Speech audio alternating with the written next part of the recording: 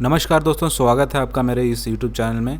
और आज के इस वीडियो में हम लोग ये जानने की कोशिश करेंगे कि आने वाले वीक में निफ्टी और बैंक निफ्टी दोनों कैसा परफॉर्म कर सकता है। तो चलिए स्टार्ट करते हैं। तो सबसे पहले बात करते हैं इस वीक का परफॉर्मेंस क्या होने जा रहा है बैंक निफ्टी में, उसके बारे में। तो जो वीकली चार्ट है दोस्तों, वो कुछ ऐसा दिख रहा है। बैंक निफ्टी जो है अपने प्रीवियस जो हाइज़ बने थे बैंक निफ्टी में, जो कि बना था आपको 5 दिसंबर 2022 को, और उसके बाद अभी 4-5 महीने हो चुके हैं। उसके बाद बैंक निफ्टी अपने उसी हाई के आसपास पहुंचने का कोशिश कर रहा है।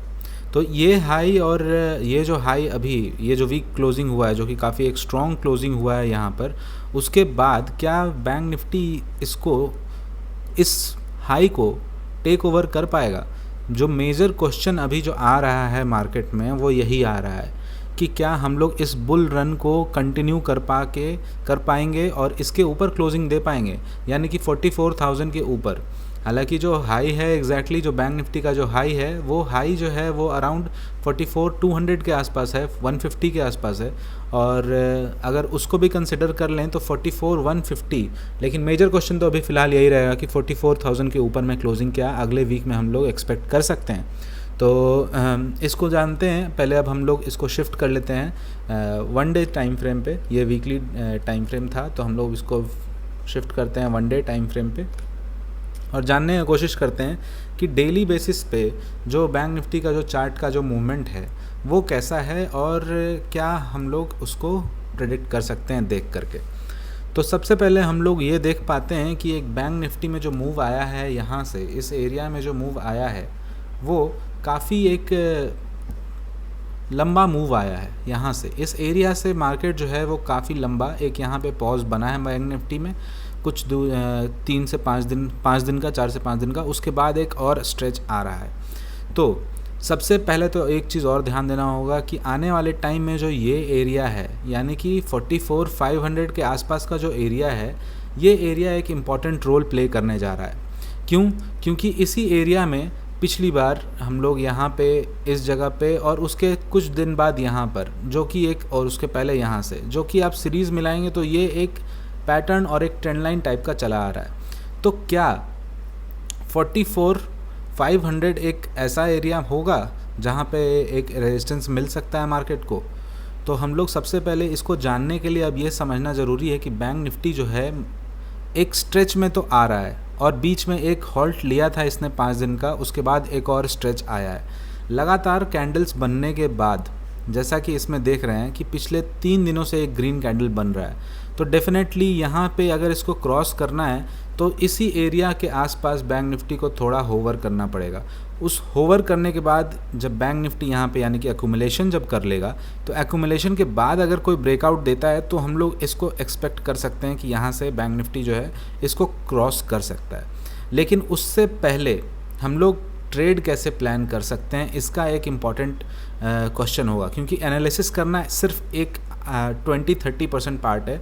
उसके बाद ट्रेड करना, उस पर एग्जीक्यूशन लगाना, कैसे ट्रेड को प्लान करना है, ये सारी बातें जो हैं वो एक अलग चैप्टर है। तो उसको जानते हैं, समझते हैं कि हम लोग यहाँ पे ट्रेड कैसे प्लान कर सकते हैं। क्योंकि यहाँ पे ट्रेड प्लान करने के लिए हम लोग देख सकते हैं कि पिछली बार बैंक निफ्टी जैसे ही यहाँ पे पहुँचा था उसके बाद एक फॉल आ रहा है। इस एरिया पे भी देखेंगे, यहाँ पे भी एक फॉल आया, यहाँ पे भी एक फॉल आया। अब तीसरी बार जो है बैंक निफ्टी यहाँ पर आने वाला है, तो क्या यहाँ से भी एक फॉल आ सकता है?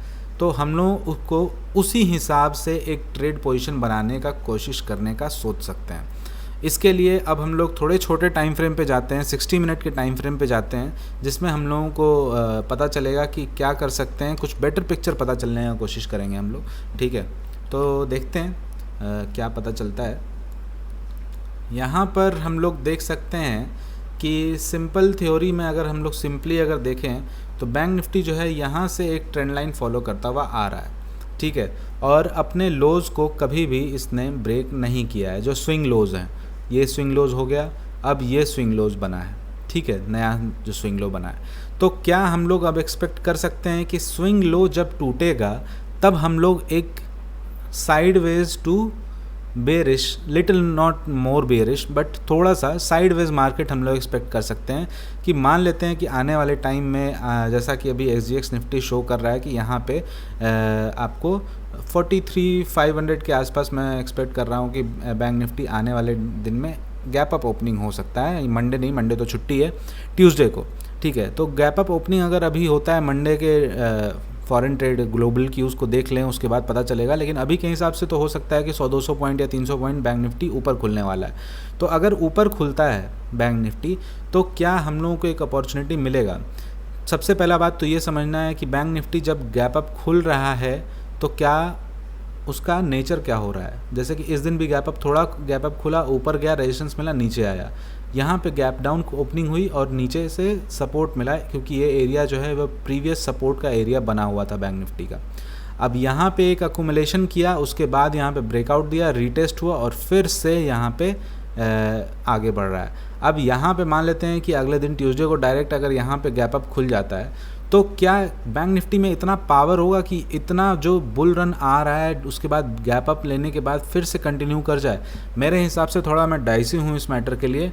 और दूसरा कंडीशन एक चीज़ और है कि जो लोग यहाँ से पोजीशन क्रिएट किए हुए हैं, कुछ लोगों ने यहाँ पे फ्रेश पोजीशन क्रिएट किया होगा, कुछ लोगों का यहाँ से होगा, कुछ लोगों का यहाँ से होगा और कुछ लोगों का नीचे से भी हो सकता है। जो लोग यहाँ तक लेके आए हैं उन लोगों को भी वो 43,500 का 43,500 का जो एरिया है वो एक रेजिस्टेंस एरिया दिख रहा होगा, 44,000 का एक रेजिस्टेंस एरिया दिख रहा होगा।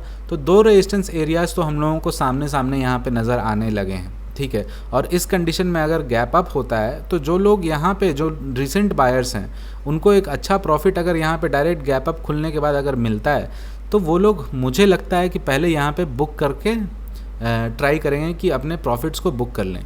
तो जो लोग यहाँ पे प्रॉफिट्स को अपने बुक करना चाहेंगे वहाँ पे हम लोग एक ट्रेड पोजीशन क्रिएट कर सकते हैं प्राइस एक्शन को देखने के बाद, ठीक है। तो सबसे पहले तो ये प्राइस एक्शन हम लोग नोटिस करने की कोशिश करेंगे कि कैसा प्राइस एक्शन कैसा होना चाहिए। ये 1 घंटे का चार्ट है, लेकिन हम लोग ट्राई करेंगे कि 15 मिनट के चार्ट पे टाइम फ्रेम पे जाएंगे और 15 मिनट पे अगर कैंडल में कुछ M टाइप का पैटर्न अगर बनता है, कुछ N टाइप का पैटर्न अगर बनता है, कुछ भी ऐसा अगर पैटर्न ब्रेक डाउन का दिखता है हम लोगों को, ऊपर से खुलता है नीचे ऐसे अगर आता है, तो ये एरिया हो सकता है हम लोगों को एक शॉर्ट स्टॉप लॉस के साथ हम लोग एक एरिया में शॉर्टिंग अपॉर्चुनिटी ढूंढ सकते हैं अगर गैप अप ओपनिंग होता है तो। पहला सिनारियो तो ये हो सकता है। दूसरा सिनारियो होता है कि चूँकि मंडे को हॉलीडे है तो हो सकता है कि जो ग्लोबल क्यूज़ हों वो न्यूट्रल हो जाएं और SGX निफ्टी भी न्यूट्रल आ जाए। और उस कंडीशन में हम लोग क्या करेंगे, अगर न्यूट्रल खुलता है ट्यूसडे को, ठीक है, क्योंकि मंडे तो छुट्टी है, मंडे को ग्लोबल क्यूज़ देखेंगे हम लोग, उसके हिसाब से ट्यूसडे को ट्रेडिंग करने के बारे में सोचेंगे। तो सबसे पहले तो मंडे का हम लोगों को ध्यान रखना होगा कि ग्लोबल क्यूज़ में क्या चल रहा है। तो ट्यूसडे को जो भी अगर न्यूट्रल खुलता है तो न्यूट्रल खुलने के बाद हम लोगों को वेट करना होगा। किसी भी तरह से हम लोगों को मार्केट को शॉर्ट नहीं करना है, क्योंकि हम लोग देखते आ रहे हैं कि बैंक निफ्टी अपने प्रीवियस लोज़ को तोड़ नहीं रहा है। तोड़ भी अगर नीचे भी आ रहा है तो फिर वो तुरंत रिकवर कर जा रहा है। जैसे यहाँ पे देखते हैं ये एक बैंक निफ्टी यहाँ पे लोड टाइप का बनाया, उसके बाद यहाँ पे अगर बैंक निफ्टी ने यहाँ पे क्रॉस करने की कोशिश किया, लेकिन वहाँ पे क्रॉस करने के बाद क्रॉस किया नहीं, उसके ऊपर जंप लेके क्लोज़ कर लिया ऊपर और फिर वो अपने कंटिन्यू कर रहा है। तो सबसे पहले तो हम लोग को देखना होगा कि अगर फ्लैट ओपनिंग हो रहा है तो शॉर्टिंग अपॉर्चुनिटी नहीं ढूंढना है। फ्लैट ओपनिंग हो रहा है और नीचे आ रहा है मार्केट तो हम लोग को सपोर्ट एरियाज़ ढूंढने हैं। अगर ये सपोर्ट ब्रेक होता है तो अगला ये सपोर्ट है, हालांकि इन दोनों के बीच में 300-400 पॉइंट का डिफरेंस है। तो हम लोग देखेंगे कि वो एट द मोमेंट हम लोग डिसाइड कर पाएंगे कि कैसा होता है, ठीक है। लेकिन न्यूट्रल खुलने के बाद हम लोग ये डिसाइड नहीं करेंगे कि हम लोग शॉर्ट करें, हम लोग फाइंड करेंगे उन अपॉर्चुनिटीज़ को जिसमें बैंक निफ्टी कहीं से सपोर्ट ले और ऊपर की तरफ जाए, क्योंकि this is going to be very good bull run. India VIX भी अगर आप चेक करेंगे तो इंडिया विक्स का भी कहानी अभी 10-11 के आसपास चल रहा है, जो कि काफ़ी लो है, ठीक है। इस लो कंडीशन में का ये मतलब हो जाता है कि अभी मार्केट में जो पोटेंशियल बायर्स या जो सेलर्स हैं वो लोग सिक्योर्ड हैं, ठीक है।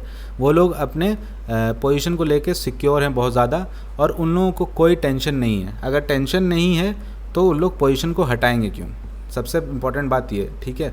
अगर टेंशन रहेगा तभी तो हड़बड़ी में आके लोग गलत फैसला लेते हैं, ठीक है। तो ये हम लोगों का ट्रेड प्लान हो सकता है एक हायर टाइम फ्रेम के अकॉर्डिंग, ठीक है। और आने वाले दिन में हम लोग मंडे को देखेंगे कि निफ्टी, बैंक निफ्टी में जो है वो किस तरह से इसका प्ले आउट करता है।